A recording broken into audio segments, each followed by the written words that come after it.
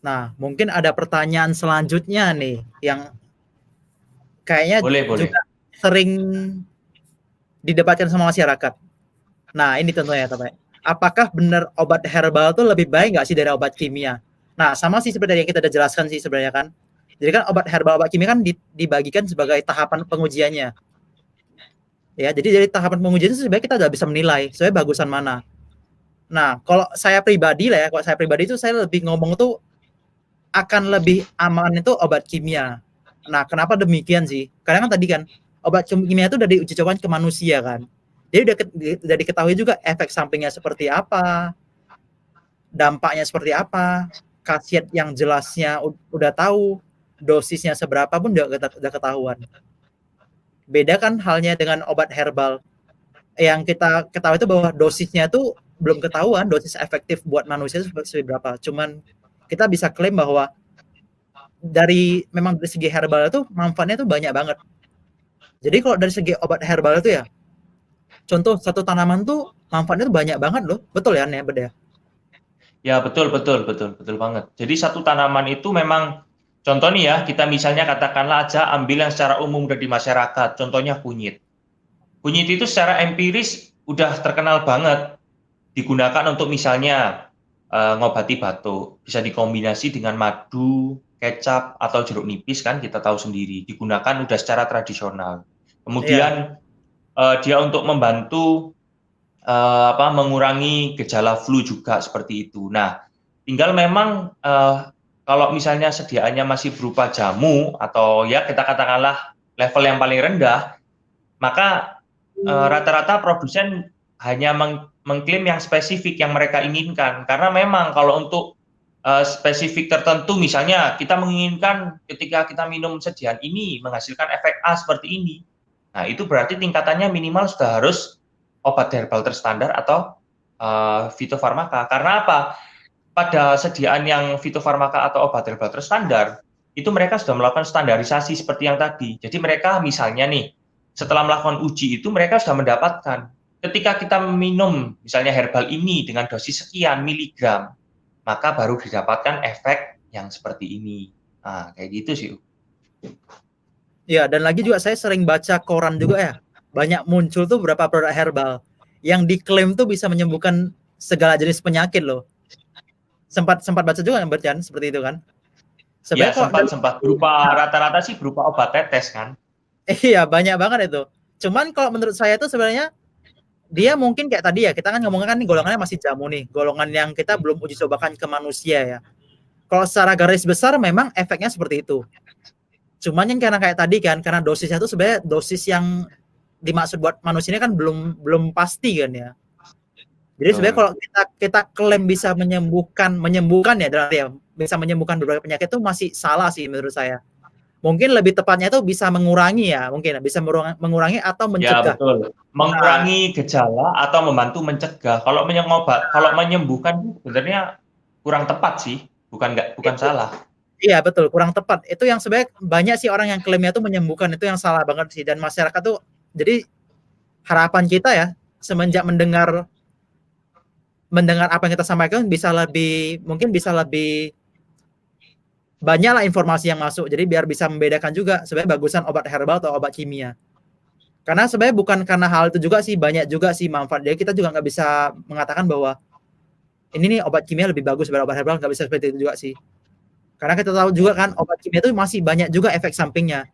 Dan memang ada Ya, beberapa herbal itu juga yang efek sampingnya tuh mungkin minimal ya. Atau mungkin ya, belum kita rasakan. Nah, itu makanya orang juga kadang tuh lebih enak tuh, kayaknya lebih enak konsumsi obat herbal deh. Cuman jangan salah juga, karena obat herbal ini belum pernah dicobakan ke manusia, akhirnya juga ya kita was-was juga. Contoh kan ada beberapa orang yang mungkin dia punya penyakit dalam ini. Contoh penyakit dalam jantung, penyakit dalam misalkan contoh punya kolesterol, bisa penyakit dalam diabetes. Itu kan sebenarnya ketika dia punya penyakit itu dia konsumsi obat herbal itu malah memperparah atau sebenarnya atau mungkin menyembuhkan sih. Itu yang mungkin masih menjadi tanya-tanya besar ya sebenarnya buat setiap orang ya. ya betul. Nah, mungkin ini ada juga lagi pertanyaan selanjutnya, mungkin kaitannya itu masih dengan seputar herbal sama obat kimia yang sering tanyakan. Mungkin tentang ini, boleh nggak sih kita konsumsi obat kimia dan obat herbal secara bersamaan? Nah, kalau menurut pandanganmu seperti apa, Ben? Kalau dari aku pernah sih baca artikelnya tentu jelas ya. Jadi pakar dari rumah sakit di Surabaya juga sih, di UNER, dia mengajar, jadi dia melakukan prakteknya di Dr. Sutomo. Jadi sebenarnya penggunaan obat kimia dengan obat herbal secara bersamaan ini butuh penelitian lebih banyak. Jadi misalnya perlu dilakukan penelitian yang berulang kali agar kita itu mendapatkan informasi yang lebih valid. Apakah memang penggunaan obat herbal dengan obat kimia ini bisa digunakan bersamaan, ataukah tidak boleh digunakan bersamaan, atau bisa dikombinasi dengan diberikan jangka waktu minum tertentu seperti itu. Nah, Iya. Di Dr. Sutomo itu pernah dilakukan uji klinik sih. Aku kasih contoh aja ya. Jadi di mana penggunaan obat untuk anti kolesterol, salah satu obat untuk anti kolesterol yaitu simvastatin.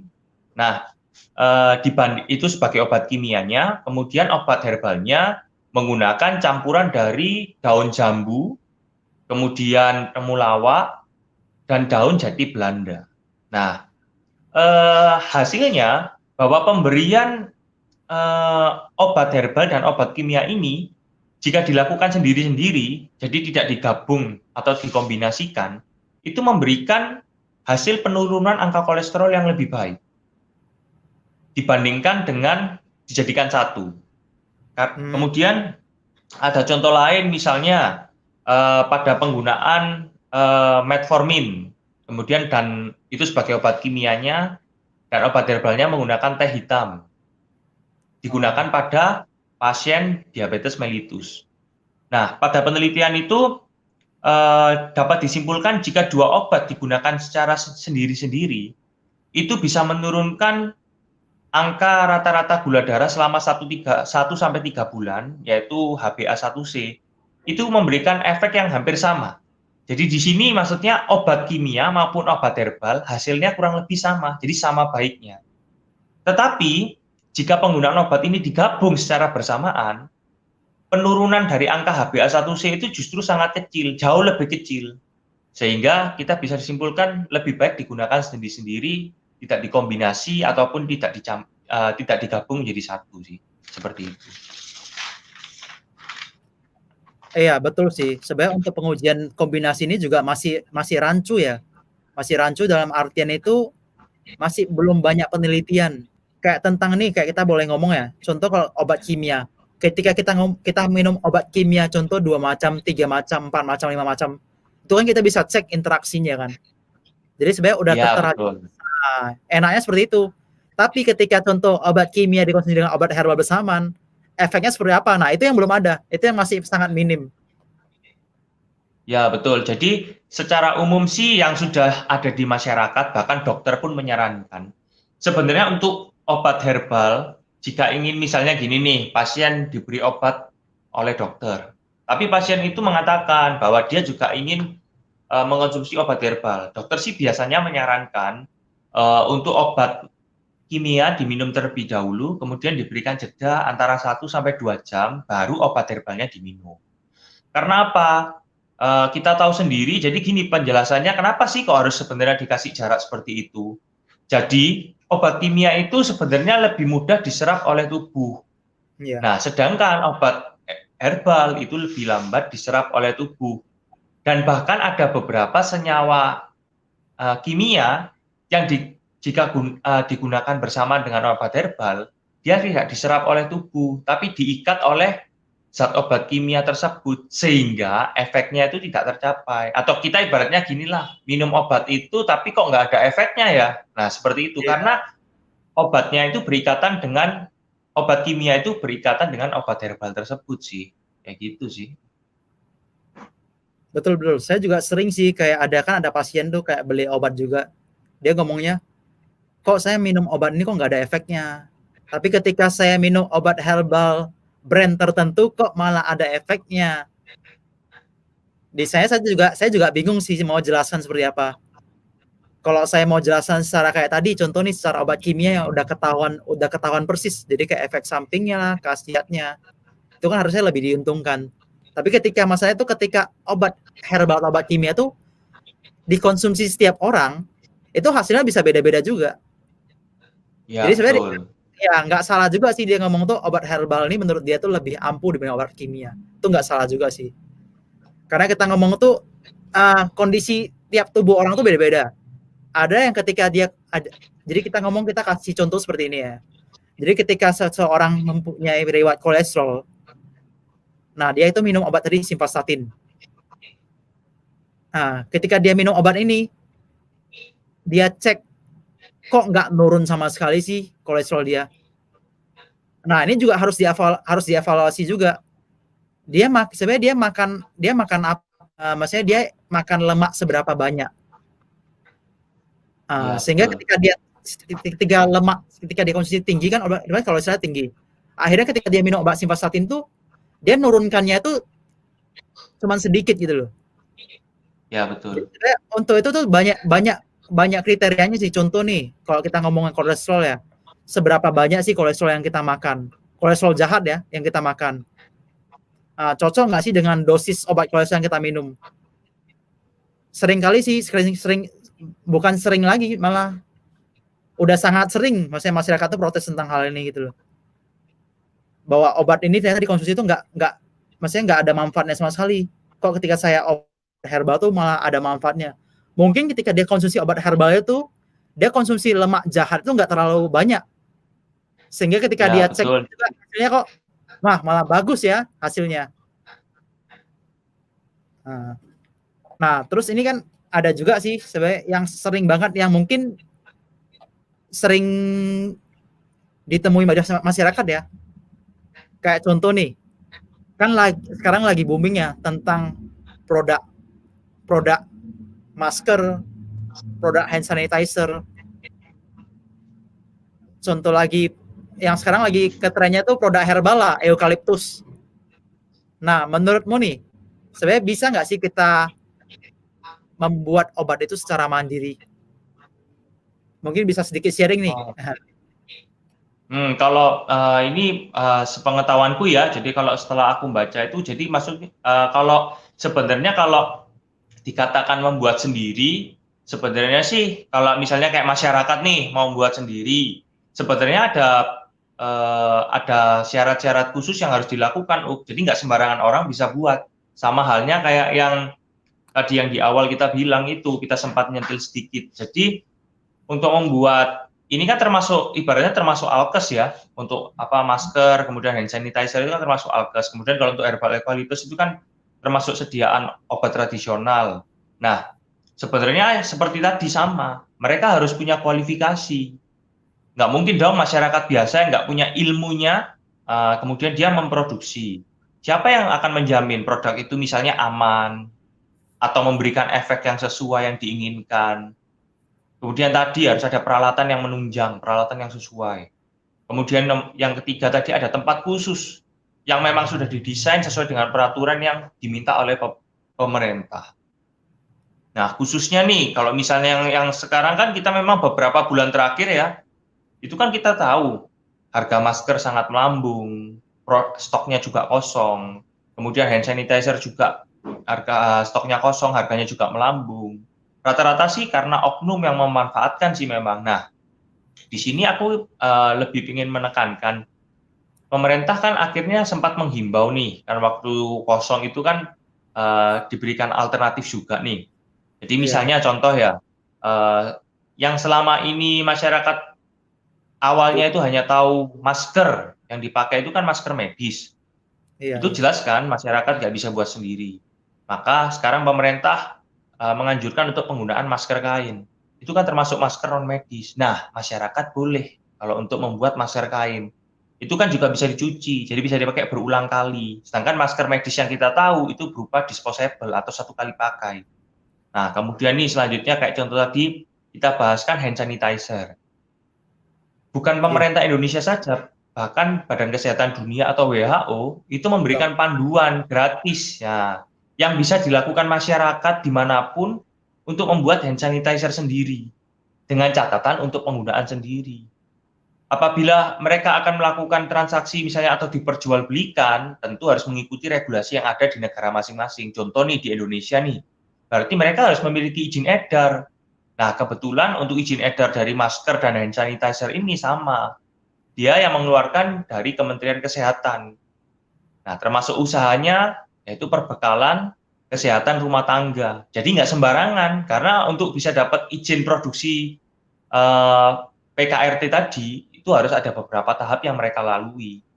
Tetapi kalau untuk penggunaan pribadi, penggunaan sendiri, itu tidak perlu. Mereka bisa membuat dengan sesuai kebutuhan, dan bahan-bahannya pun sebenarnya memang mudah didapatkan sih, di toko-toko kimia pun bisa. Seperti itu sih. Nah, sedangkan untuk kalau yang terakhir yang lagi rame itu kan sebenarnya kan awalnya kan disampaikan oleh Kementerian Pertanian yang mengembangkan. Jadi mereka mengatakan herbal eukaliptus ini dibuat dalam bentuk inhaler, dibuat dalam bentuk kalung, seperti itu, dengan herbal yang dikeringkan seperti itu. Nah, di sini ada beberapa persepsi yang mungkin sih masyarakat atau bahkan Kementerian Pertanian pun menyampaikannya kurang tepat.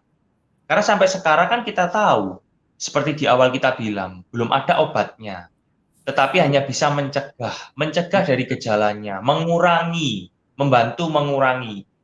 Dan setelah aku lihat dan cari informasinya, produk yang dikeluarkan oleh Kementan ini pun kualifikasinya adalah masih kategori jamu untuk yang berupa kalung. Kemudian yang berupa roll-on dan berupa inhaler, itu sediaannya adalah kuasi atau masih obat tradisional lah kita katakan. Jadi belum bisa terbukti khasiatnya. Hanya untuk mencegah, mengurangi itu memang bisa. Dan sebenarnya bukan hanya eukaliptus. Ini kan bagaimana kita itu melakukan usaha preventif pencegahan dengan cara menjaga sistem imun kita agar tidak turun atau tidak dalam kondisi yang lemah. Yaitu tadi dengan penggunaan obat herbal yang paling baik ya sejauh ini, seperti itu sih. Yang paling baik dan mungkin paling murah lah, iya kan? Karena obat herbal ya, kan lebih murah kan, betul ya. Dan lebih ya, betul, dan juga tuh di beberapa tempat tuh malah lebih gampang diperoleh, iya kan? Ya betul. Dan sebenarnya sih pertimbangannya kan memang kenapa sih kita masyarakat itu lebih banyak yang pakai obat alternatif aja atau obat herbal ya, selain harganya lebih murah, lebih mudah didapat. Nah, kemudian memang ada salah satu faktor juga sih, itu ya tadi mereka tuh terkadang percaya sih dengan iklan-iklan atau klaim ya, atau kayak klaim yang tanda kutip kita bisa bilang menyesatkan. Minum ini bisa menyembuhkan ini, padahal kan kita tahu Badan POM di Indonesia itu menyebutkan bahwa untuk sediaan jamu, obat herbal terstandar bahkan fitofarmaka itu tidak boleh mengatakan menyembuhkan, tapi hanya boleh menggunakan membantu, mengurangi, mencegah, seperti itu sih. Kalau tadi dari segi saya itu gini sih, menurut saya itu ya, contoh tadi masker yang kita ngomong tuh, sebenarnya butuh pengetahuan sih dari SDM yang produksi. Karena tadi kita ketahuin juga kan, banyak kan berita juga yang beredar bahwa ketika dia pakai masker kain, dia jadi sesak. Ya betul. Berarti kan sebenarnya di sini kan masyarakat tuh mungkin harus dikasih pelatihan ya mungkin ya. Sebenarnya cara bikin masker, sosialisasi. Cara bikin masker kain itu yang benar itu seperti apa. Nah, kualitas kainnya itu seperti apa. Jadi sebenarnya kita nggak bisa ngomong tuh pakai sembarang kain itu aman, itu nggak bisa sih. Jadi memang harus ada, mungkin harus ada standar ya, harus ada standar dari pemerintah. Jadi sama juga, mungkin pemerintah juga harus bagikan juga formulasi untuk bikin masker kain itu seperti apa. Ya betul. Ya, kayak tadi kan contoh pemerintah kan udah ngasih juga formulasi hand sanitizer. Cuman sama juga, ya, betul. Untuk hand sanitizer juga sebenarnya nggak bisa, kalau menurut saya nggak bisa diproduksi di sembarang tempat, butuh tempat khusus. Kayak contoh pemerintah China itu juga butuh peralatan khusus dengan takaran-takaran tertentu. yang boleh kita ngomong tuh dengan dosis tertentu lah. Jadi tujuannya kan biar sesuai dengan manfaatnya. Nah, ketika contoh nih, ketika asal-asalan dibikin, kan dosisnya tuh nggak sesuai kan. Ketika nggak sesuai kan otomatis kan nggak bisa buat membunuh virus ini atau membunuh bakteri tertentu. Ya, betul. Nah, ini harus dicermati juga sih sama pihak masyarakat juga. Ya, bikinlah sesuai dengan formulasi yang ada. Banyak juga sebenarnya masyarakat tuh membuat modifikasi sendiri. Banyak loh contoh kayak hand sanitizer ini dicampur dengan kita ngomong tuh perasa ya mungkin ya, perasa atau wangian ini. Ya, tujuannya tuh biar bikin ketika dipakai itu lebih wangi aja. Padahal kita belum tahu kan, contoh ketika zat ini kita campur dengan zat ini, hasilnya itu bakal seperti apa. Jangan sampai itu ketika masyarakat itu membuat hal ini itu, jadi ketika masyarakat itu membuat sanitizer sendiri nih, dia merasa bahwa oh ini tuh malah bisa buat nakal nih. Padahal ketika dia campur A campur B campur C itu malah efek asli hand sanitizer malah hilang gitu loh. Ya, betul.